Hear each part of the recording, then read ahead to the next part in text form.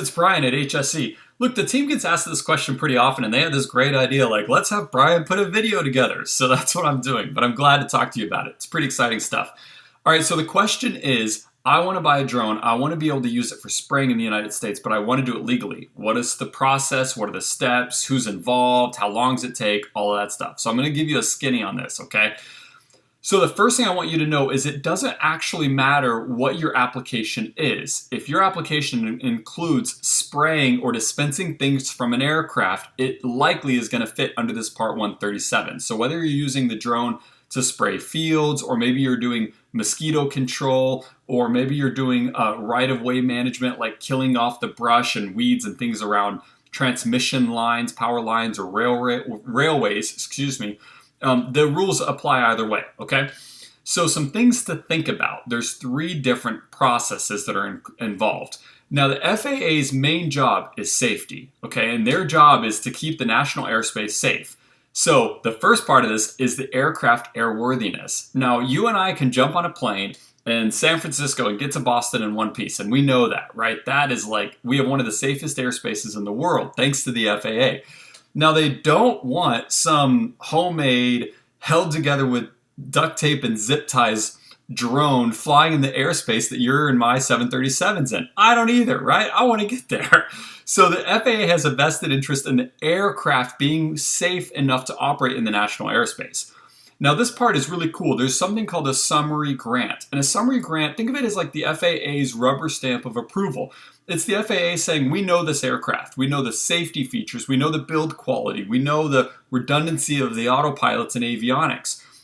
We have enough history and have enough demonstrated flight hours and safety history that we can say this aircraft is airworthy to be part of our national airspace. We don't worry about it. It's not required that your aircraft already has this rubber stamp of approval, but it's going to make the process 10 times easier for you if it does. If you're looking at our aircraft, check out the 15-liter and the 20-liter. Both of those already have that rubber stamp of approval. So super, super helpful, but again, not required. All right, second part. Doesn't matter how awesome or epic the drone is. If the pilot is a mess, then the FAA still doesn't want it flying in the national airspace, right? I agree. I don't either.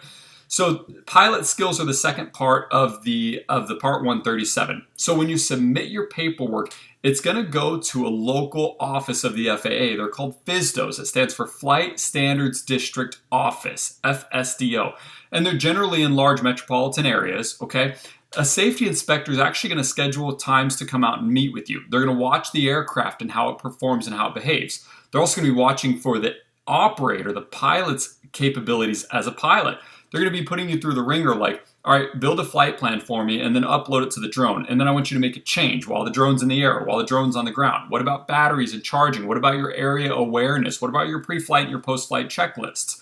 They're going to go through the whole process. They're going to put you in some situations that test your emergency skills preparedness. So say that you lose communication with the drone on your RC. Do you as the pilot know what's going to happen? And does the drone do what we expect it to do as well? If there's a bunch of birds or power lines, how are you interacting with that as a skilled pilot? That's the second thing. The third thing is related, but it's handled by a different group. The third thing is chemical handling. So again, we've talked about the aircraft's airworthiness. The aircraft is safe. The pilot is skilled and awesome. And then the third thing is, can that pilot actually safely handle chemicals? So this is managed at a state level, typically with your Department of Agriculture for your particular state. Some counties also have extra rules, so just check with your local state Department of Ag and they'll be able to school you up on what's happening. But the actual handling of chemicals is super critical. So those are things like, basics, like these 2 chemicals never, ever, ever mix. I wear gloves when I handle hazardous chemicals. I don't just dump them down the drain when I'm finished, right? Little things like that. Also really important. Once you have your aerial applicator's license, that's the thing you're going for with your state Department of Ag. That thing shows I can handle chemicals safely and reliably. I know what the heck I'm doing. The other 2 components from the FAA, again, aircraft airworthiness and your pilot certification, all those things together say, got the aircraft, got the right pilot, got the chemical handling, and this person is good to go. We trust them to be able to fly the drone safely, have the drone that works and does the job that it's needed to do, and this person can safely handle chemicals, and it's safe for the environment as well. So those are the 3 steps. Now, some things to know. This is pretty cool. We're pioneers in this revolution, right? All of us, whoever's watching this video, I assert you're a pioneer. Now we're at the foreground of this whole drone revolution, especially for spraying.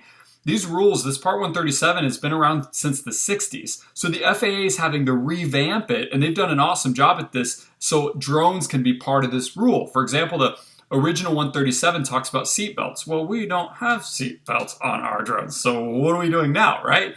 So there's parts of the rules that have been exempted to allow for drones to be part of it and fly legally. And certain FSDOs, again, certain of your local offices might not have ever themselves approved one of these using a drone. Maybe they've done hundreds with traditional manned aviation, but never one with a drone. So the cool thing is, local FSDOs that have done these are really, really, really great, and they're excited about it, right? They're always eager to help out any other FSDOs that haven't. So if you walk into your FSDO and they're like, I have no idea what to do here, no problem. Just hook them up with another FSDO that's done one and it'll all be good.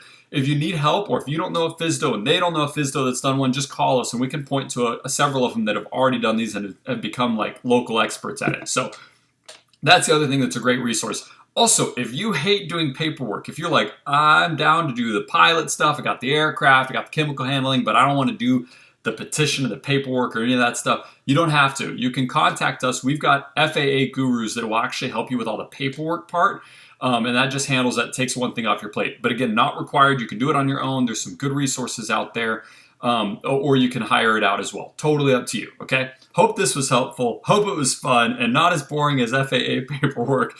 And if you have any questions, reach out to us, okay? You can chat with us on Facebook. You can email us. You can hit us up on our website or respond to this blog, whatever works. Have a great time. Can't wait to see you in the air, and let us know how we can help. All right, thanks again. Take care.